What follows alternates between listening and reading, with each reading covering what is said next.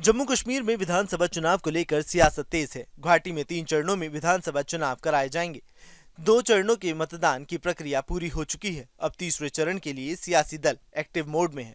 वैसे तो जम्मू कश्मीर में चुनाव के ऐलान के साथ ही राजनीतिक दल अपना अपना दावा ठोक रहे हैं, लेकिन जमीनी हकीकत तो ये है कि किसी भी दल के लिए जीत हासिल करना इतना आसान नहीं।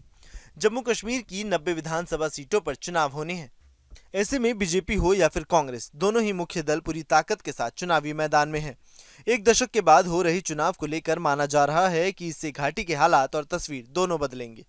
एक तरफ जहां कांग्रेस पूरी ताकत के साथ जम्मू कश्मीर में चुनावी जंग लड़ रही है, तो वहीं बीजेपी भी अपने कद्दावर नेता माने जाने वाले लोगों को चुनावी मैदान में उतार कर किस्मत आजमाना चाह रही है।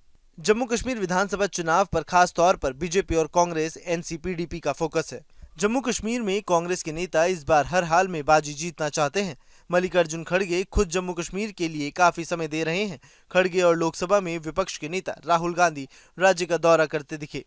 इस दौरान नेताओं और आम जनता के उत्साह ने उन्हें नई उम्मीद दिखाई। पीडीपी की बात करें तो पीडीपी की महबूबा मुफ्ती इंडिया गठबंधन में शामिल तो होना चाहती हैं, ताकि विपक्ष की ताकत को एकजुट किया जा सके और बीजेपी को देश के नुकसान पहुंचाने वाली शक्तियों का मुकाबला करे।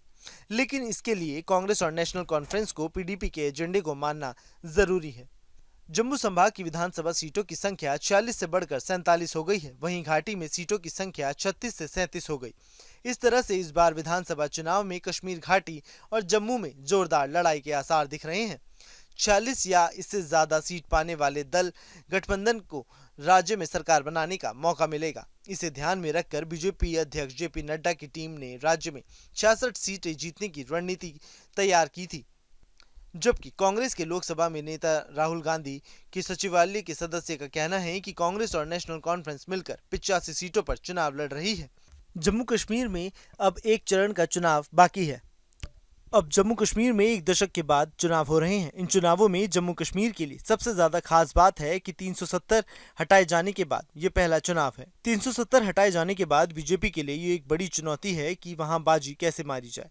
बीजेपी वैसे तो पूरे जम्मू रीजन पर जीत दर्ज करना चाहती है, लेकिन इसके लिए बीजेपी के सामने कई चुनौतियां हैं, जिस पर अभी भी पार्टी मंथन कर रही है। लेकिन जम्मू रीजन में भी बीजेपी के लिए सबसे ज्यादा अहम सीट है श्री माता वैष्णो देवी, जिसको बीजेपी किसी भी हाल में गंवाना नहीं चाहती है। अब देखना होगा कि आखिरकार जम्मू कश्मीर की जनता किस पार्टी को समर्थन देती है। Bureau report, news nation.